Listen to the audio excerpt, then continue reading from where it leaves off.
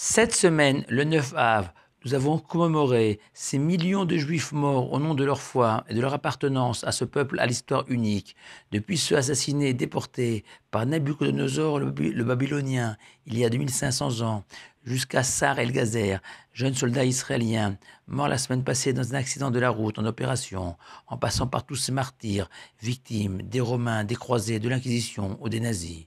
Nous avons aussi rappelé que cela fait 1952 ans que le deuxième temple de Jérusalem a été détruit et nous avons prié pour sa reconstruction, ce sanctuaire, seul garant de notre salut.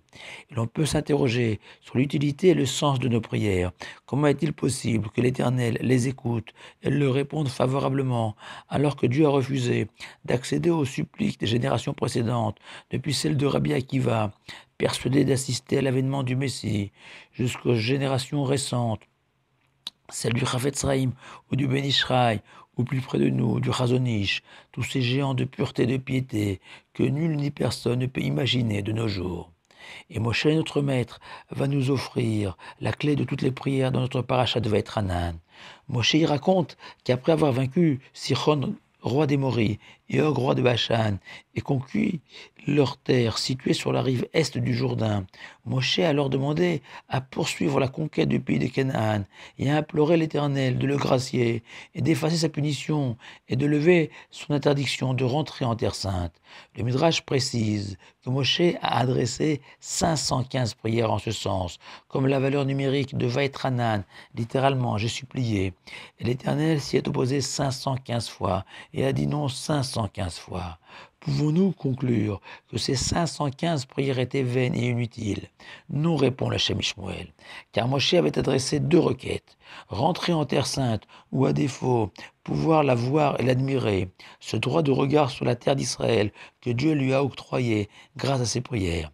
Mais plus encore, Rabbi Akiva déduit de la réponse donnée par Dieu à Moshe, ne prie pas davantage pour cette chose, que si Moshe avait ajouté une 516e prière, alors Dieu aurait cédé et Moshe serait rentré au pays des Canaan. Mais ce n'était pas possible pour différentes raisons, parmi lesquelles Dieu était tenu par sa promesse donnée à Yoshua, disciple de Moshe, que c'est lui qui conduirait les enfants d'Israël lors de leur entrée en terre sainte, et Dieu ne peut pas renier sa promesse. Et la situation serait intenable pour lui et pour Moshe, si Moshe devenait son adjoint, ou pire, un enfant d'Israël quelconque. 500 prières, 15 prières refusées, et la 516e exaucée. Incroyable. Non. Si l'on se réfère à la découverte de Rabbi Akiva, de ce rocher sur lequel l'eau coulait sans cesse, goutte à goutte, et avait fini par y creuser un petit trou, et même si de l'extérieur, un spectateur pourrait penser que la première goutte n'a produit aucun effet sur le rocher, le trou provoqué dans cette pierre démontre le contraire, et que chaque goutte a contribué à rendre la roche plus poreuse, plus friable, jusqu'à creuser ce trou. Il en va ainsi de toutes nos prières, et chacune d'entre elles produit un effet dans notre relation avec Dieu, même si ce n'est pas immédiatement perceptible. Il n'existe pas de prière vaine. Et ainsi, toutes nos prières pour la délivrance finale bénéficient de toutes les suppliques adressées par toutes les générations précédentes qui nous ont précédés. Et le Gaon de Vilna confirme clairement cette idée et écrit que toutes les prières de toutes les générations s'associent jusqu'à un jour atteindre la masse critique qui déclenchera l'arrivée du Messie. Remarque intéressante, le Ramchal, Rabbi Moshe Chaim Luzzatto, cet immense kabbaliste, a rédigé un livre contenant 515 prières pour la délivrance.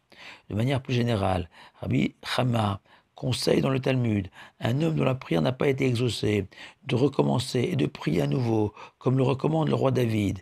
Espère en Dieu, sois fort et espère en Dieu.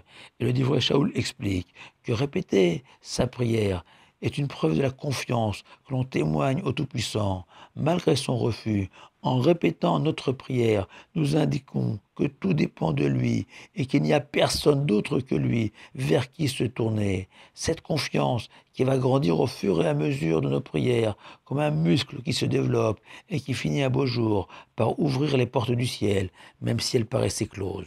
Shabbat Shalom à vous tous.